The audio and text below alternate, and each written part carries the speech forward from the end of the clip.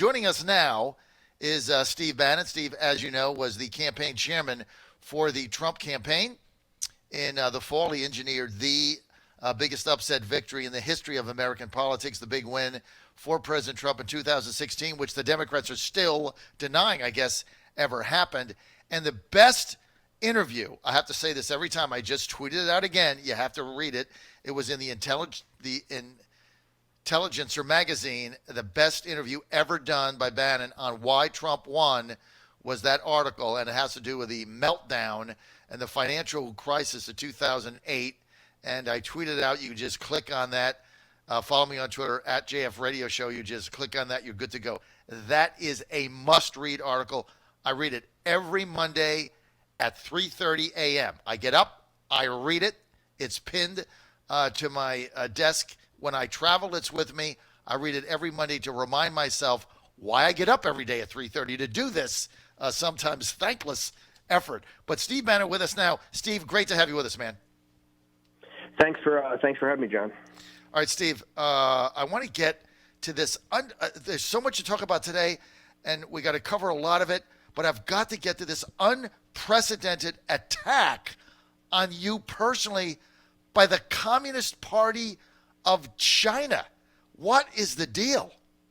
Well, I think here's what's happened, and I talked about this on Church Radio a little bit, but I'll give you some more details, is that the CCTV, which is the BBC of China out of Beijing, and the Global Times, which is the tabloid of the People's Daily, and that's one of the ways they message to the Chinese people and message to the West, have both in the last week gone after me personally, saying that I'm a great enemy of America for leading them into this economic war with China. I've taken Trump down the wrong path. That this can only end a bad way for the United States. That we broke up a great friendship, and the reason is that they never anticipated that someone like Donald Trump would come along. They never anticipated that you would have actually somebody stand up to the Chinese Communist Party. I mean, if you see how this the trade negotiations, which I essentially say is an economic war China's been running against the United States and the Western industrial democracies for 20 years. It's really an economic war. This deal was a truce or an armistice of which we were demanding fundamental change. When Trump told them, hey, you're not going to come over here and retrade me. If you do that, there's not going to be a deal. They were in such shock because every administration before them, Clinton, Bush, and Obama, would always be tapped along by these guys, and it's how we got in this shape, that the elites were, into this managed decline, and that's why Trump won in 2016, that they would always go along. Trump said no. And they were in such shock, and they're in shock today, that what they've tried to do is now strike out at one of his former advisors, a private citizen, because I think they realize that I'm a very big hawk in this regard and kind of indefatigable in my attacks on this radical cadre. This is not about the Chinese people. The Chinese people are decent, hardworking, good people as you've ever meet. I've been over there since 1977 as a naval officer. I love China. I've owned businesses there. They're fantastic people. But this radical cadre of Xi and Xi Jinping and Wang Qishan and others are, on a collision course. And here's what it is, John. They misplayed this terribly. The previous elites of Wall Street, corporate America, the City of London have financed them, given them technology, looked the other way. NPR had the story about all the companies that had technology stolen that would not go to the Treasury Department and put them on record because they were afraid. This has been going on by corporate America, by global corporations, by the City of London, by Wall Street for decades. And finally, Donald Trump stood up to them. And here's what they've now realized. They're looking down the barrel of an economic shotgun, okay, and they don't know what to do. Trump just dropped the hammer again on this Huawei situation, which literally just blows them up in the 5G area because they need component parts from the United States. So Trump is playing as hardball and, quite frankly, as smash mouth as you can possibly play to kind of break these guys' economic grip, and they're floundering around. They went to the Museum of the Long March 2 days ago to symbolize the Chinese people. They're in this for the long haul. They're going to the rare earth facilities to kind of signal to us they will cut us off from the vital raw materials of rare earth processing. So this is as tough as it gets, and I think it's going to get a lot uglier before there's a resolution. What you're laying out here, Steve Bannon, is that for years the Chinese Communist Party and the Chi-Coms have basically had their way. They get away with everything. They cheat, they steal, they take our intellectual property. Wall Street doesn't do anything about it. The globalists don't do anything about it. Every president we had, George Bush 1, 2, Clinton, whatever, Obama, no one does anything about it.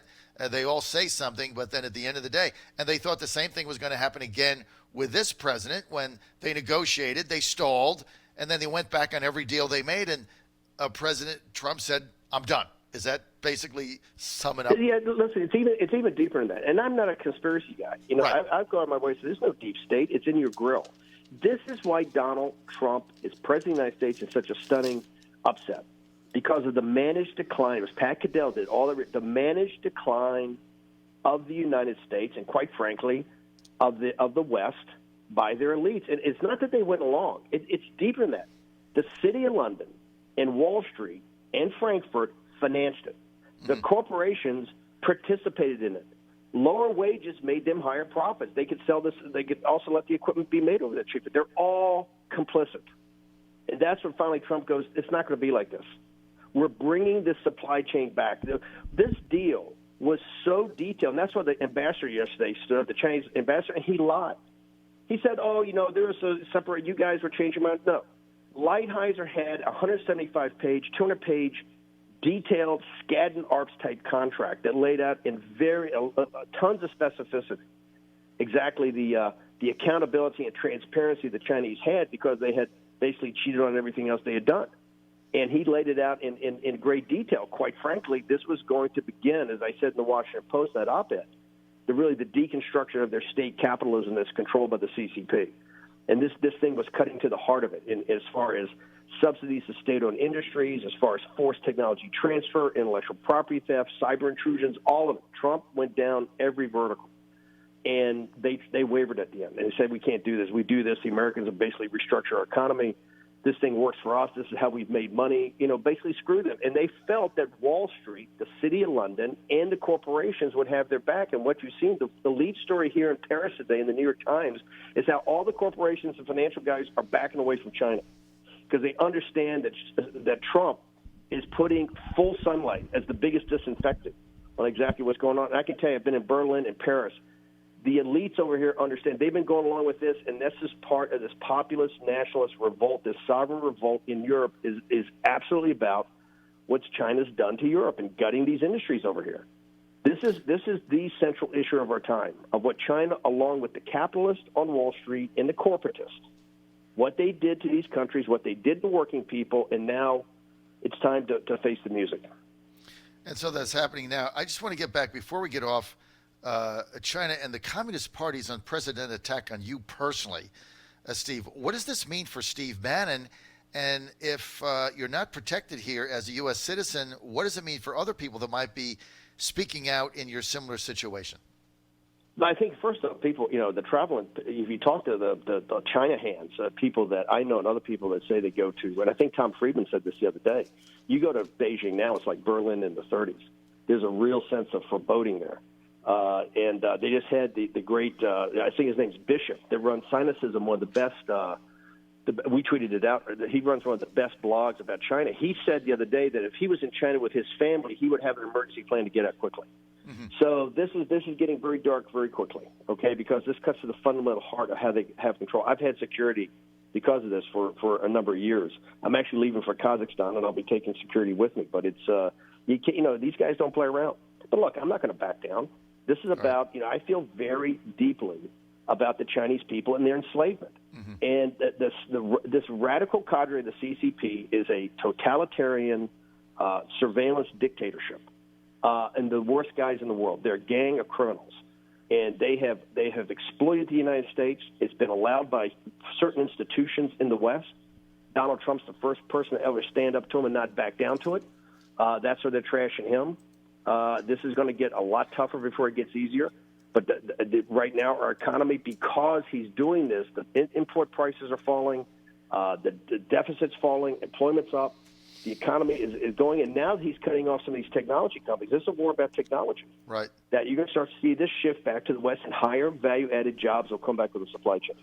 All right, so Steve, it sounds like the Chi-Coms are putting personal pressure on you through their communist state-run outlets, whether it's CCT or the print that they have, in order to intimidate you to back off. Right? I mean, that's their.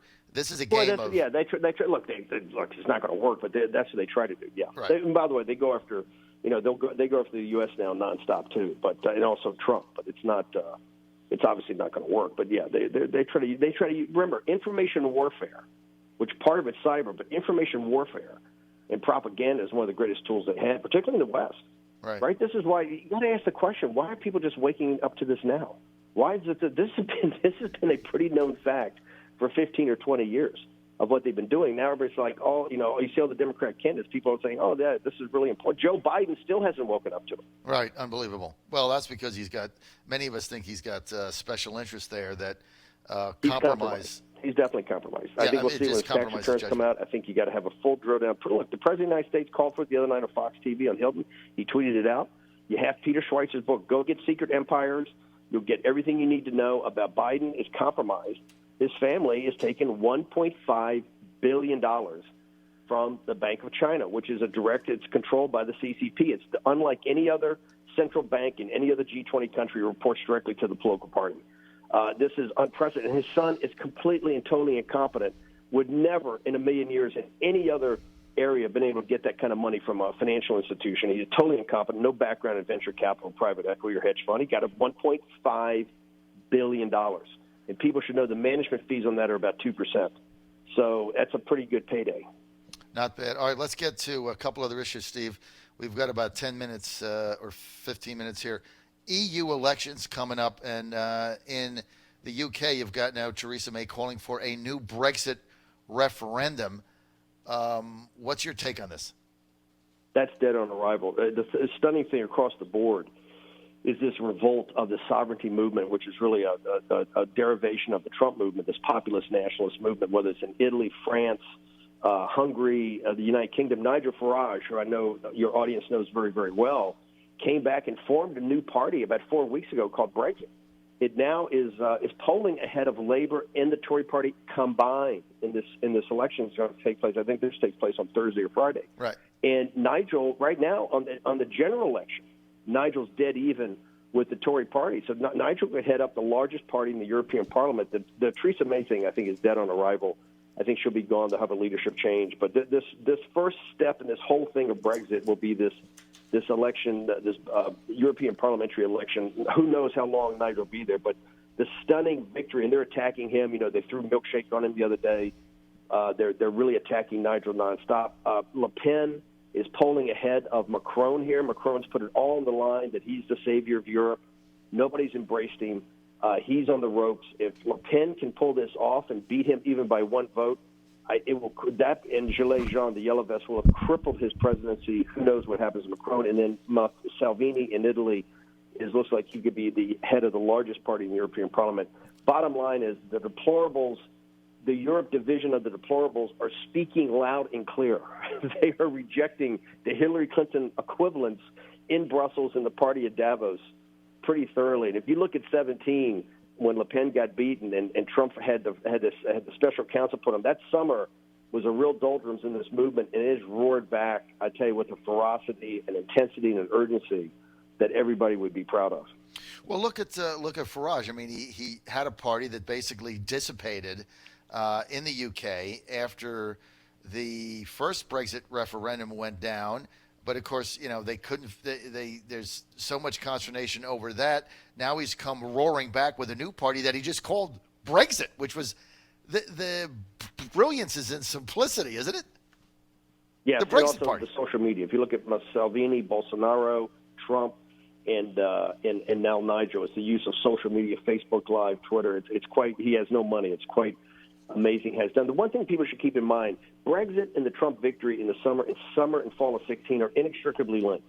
Mm-hmm. They were a rejection of the managed decline of the elites in the United Kingdom and the United States. Mm-hmm. And guess what?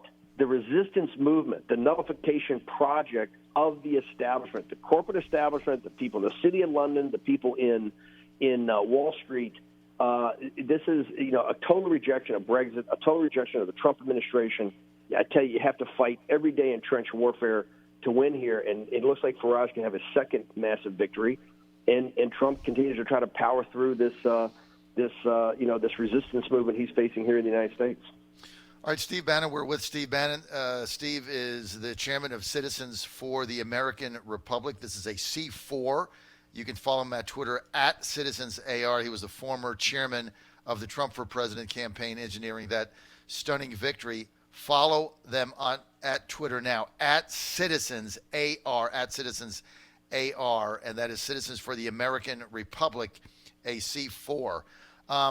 Steve, let's get to I'm in Washington today. Let's get to this secret meeting that Nancy Pelosi is having on the Hill with her caucus about Trump impeachment, AOC's involvement. What have you heard on that, Steve? Well, I can't speak too much about it because I'm obviously quite involved since Hope Hicks and Annie got subpoenaed last night. So I really can't comment. But I will say I think what your audience should focus on is AOC. Do not dismiss her. Don't dismiss her. Even if you don't think she knows a lot or some of the stuff she says may not be totally thought through, remember a year ago at this time she was a bartender, okay? And now she's the third most powerful political figure in Washington, back at the president, Nancy Pelosi. And we're going to see today if she's the second most powerful. She's putting her shoulder to the wheel both in the presidential primaries, right, where she's dissing Biden a little bit and cozying up to either Elizabeth Warren or Bernie Sanders or one of the people on the far left. She's also, I think, putting her shoulder to the wheel to kind of force Nancy Pelosi's hand. What that wing, that 1 in 18, that mobilization wing, the more radicalized part of the progressive party of the Democrats, they feel that they walked the neighborhoods, they rang the doorbells, they knocked on the doors, they delivered the stunning defeat of Dave Brat and others, those 30 that went down, and they should be in charge. And their number one thing is the impeachment of Donald Trump. That's what they ran on. That's what they promised people. And, I think behind the scenes, you're seeing it played out now, the power of AOC versus the power of Nancy Pelosi. Right? We'll just have to see how this plays out. But people should not dismiss AOC and the wing of the party that she's one of the representatives of, particularly their ability to mobilize and their ability to have raw political power. I think that she's going to start to become a bigger and bigger entity in the presidential primaries for the Democrats, and I think she's going to become a bigger and bigger entity, particularly in Capitol Hill, around this issue, because I think that wing, that they feel that the victory in 18 is due to them, not to Nancy Pelosi, not to the establishment. And I think that you're going to start to see even more. If you think it's been, and I've said this on your show originally, the first 6 months of this year, 7-8 months of this year are going to be so vitriolic, and I think they have been. It's only going to get worse. We haven't seen anything yet, and I think today this means the Democrats, you're going to see a real power play by that progressive wing on Nancy Pelosi. You're on the John Fredericks Radio Network and the John Fredericks Radio app. We're live in Washington, D.C. with Steve Bannon, Citizens for the American Republic, Citizens for the American Republic, at CitizensAR, as you were to follow him on Twitter. That's a C4. He's the chairman of that. Steve, the subpoenas, we got another one on Hope Hicks, who was the press secretary for the president, as you know, during the primary and then regular campaign. Also, Annie Donaldson. I had Corey Lewandowski on my show the other day. He's on every week, and he said that his subpoenas have cost him $500,000 in lawyers' fees. They've already talked to Hope Hicks 2 times. Why are they doing this? Well, I can't comment because I'm in the middle of it. But look, look, elections have consequences. We lost the House. Right. I said this, last summer in your show. Elections have consequences. I feel for Corey. I can't say much more, but you are where you are.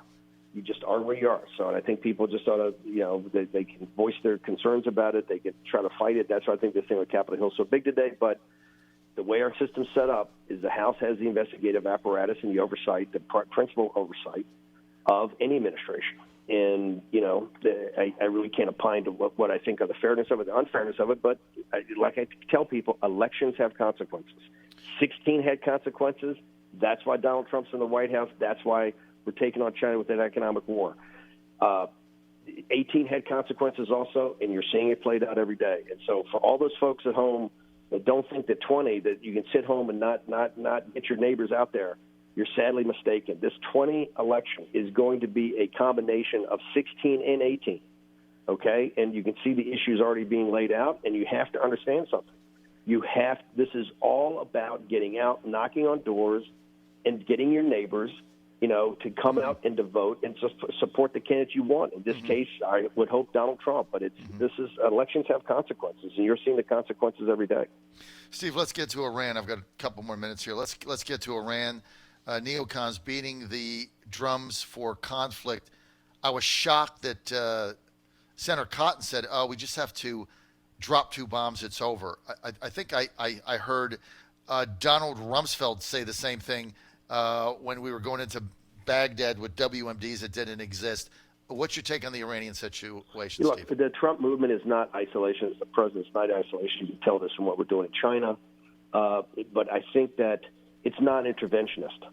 We got enough on our plate right now. He's engaged now in this economic war with China, which is going to be everything. That's going to reset the 21st century, okay, and how this is going to be played out. Even Tom Friedman, who is a big believer in globalization, has this a column out in today's New York Times that supports Trump's engagement with China, believe it or not. Mm-hmm. So you got to, in Venezuela and in Iran, there's certainly situations. But one thing that people are advising the president ought to keep in mind, we still have an issue in Afghanistan. We should be taking care of the problems we have to take care of now instead of going and looking. Obviously, Venezuela is a huge problem and Iran's a huge problem. But we're not interventionists. I think very highly of Senator Cotton, but when I saw that comment, it was, once again, I don't think understanding the entire, situation that we're still in Afghanistan after 18 years. We're still in Iraq, right? We still have people up in Syria. We're non-interventionists, and it's time now. We're not looking for more protectorates. What we're looking for is allies. And so I think the situation in Venezuela was, quite frankly, an embarrassment for this administration a few weeks ago. I think the president's put his foot down. And I think the Secretary of Defense last night said, and I think I can quote, that there's not going to be any military action or solution into Iran right now. So I think leveler heads are prevailing, but it's, I think, very important to realize the economic sanctions in Iran are working. They ought to be thinking about secondary sanctions, getting our European allies on board.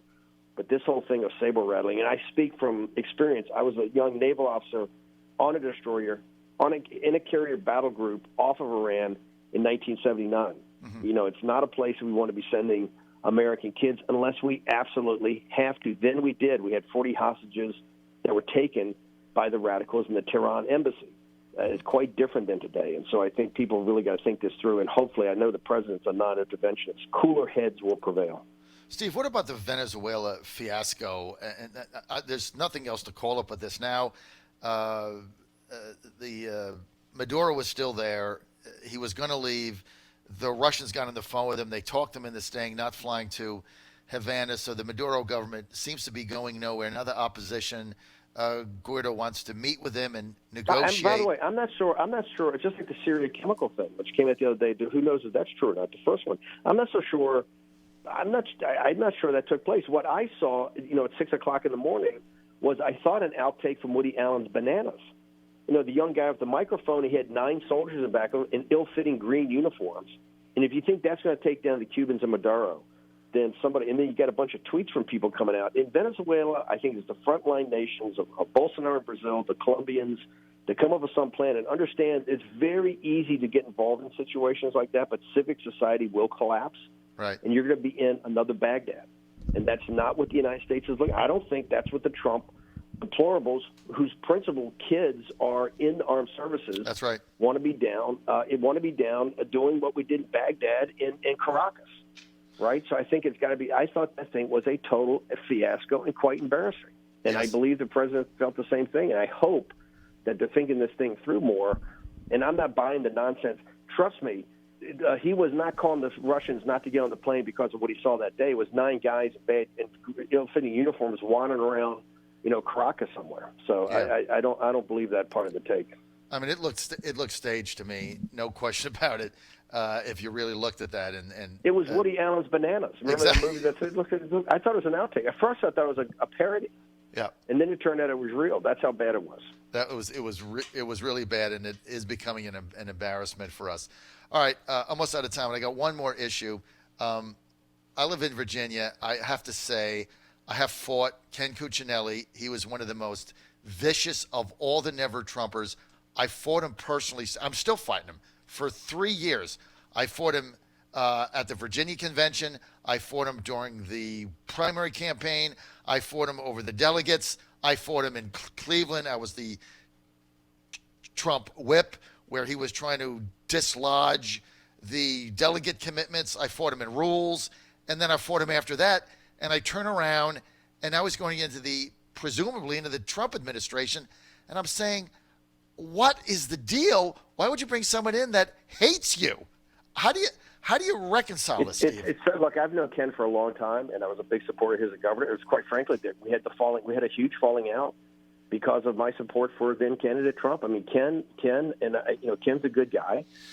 He's a guy from New Jersey who came to Virginia, not a native Virginian, but he lost it on Trump. I mean, the viciousness, and you remember this, you and Dave Bossie and others, the Maryland and Virginia delegation, the viciousness. Ted Cruz kind of threw in the towel a little bit. The viciousness that Cuccinelli, he took this as a personal moral crusade, and the viciousness that he came after President Trump, it's one of the reasons Manafort, Corey knows this, one of the reasons Corey exited and Manafort came into the campaign with all the baggage he brought and all the problems he brought to the Trump campaign and all the investigation, all that. It was because of, to a degree, Ken Cuccinelli. It was Cuccinelli who was leading this effort to dislodge Trump on the convention floor and doing it with a viciousness in the Virginia delegation, Maryland, and others that was, quite frankly, unprecedented and I thought uncalled for. The other thing is I just don't think he's that strong on immigration. He's done some okay stuff on immigration, but he's certainly not an immigration hawk. And the administration has to realize, I think they really got to start understanding that there's a massive crisis building up on this asylum issue on the southern border. And it's got to be dealt with because the Democrats are going to come back and use it against him. They're going to use it against him this summer and then in fall into the campaign. So I'm quite frankly stunned that Ken Cuccinelli, with the viciousness of his attacks on the president, personal attacks, could even be considered in an administration, and particularly in something like as sensitive as immigration. But greater minds than mine make those decisions. So it's quite stunning. And I think for the people in Virginia and Maryland and others in that convention that had to fight, it's got to be like you, John, who quite frankly were a hero, have to be absolutely stunned that this could even take place. Well, I mean, I've been fighting him. It's hand-to-hand combat. I've been fighting him over since 2015, 15, 16, 17, 18, and it's been 4 years. We've been fighting this guy, and up until the last week, and now he's showing up in the administration. He hates the president, hates his family, doesn't like Ivanka, makes fun of Jared, and now you're bringing him in. I don't get where this is going to accomplish anything, but I guess we'll find out. Well, we have Elliot Abrams. We have Elliot Abrams, a special envoy in, guess where, Venezuela. Right? So you have Elliot Abrams, another hate Trump, never Trumper, and now you have Ken. The Ken Cuccinelli thing though is pretty stunning because he's a flat out Trump just a Trump hater. And I've known Ken. I think Ken's a decent guy, and we were always supporters of Ken when he's Attorney General. He's a huge Tea Party hero, and then his governor's run. But Trump, for whatever reason, triggered him, and he hasn't been there personally. He doesn't like the policies. So we'll have to see how this plays out. But I think somebody's got to question how that decision was made and what information the president actually has. Well, in the Virginia convention in 2016, we had a deal for a delegate slate. He came in, he blew it up, grabbed the microphone, had the people at the convention. I didn't have the votes. He did. A lot of our people went home. They were not accustomed to being there all day, and he threatened us with 20,000 people there and said, if you don't take these three, you'll get zero. I mean, this is the kind of stuff that is unprecedented that he did, and now he's going to show up there. It's unbelievable to me. But, Steve, I'm out of time. I got to go. Steve Bannon, thanks for being with us. Steve's the chairman of Citizens for the American Republic. Thank you, sir. Follow him on Twitter, @CitizensAR.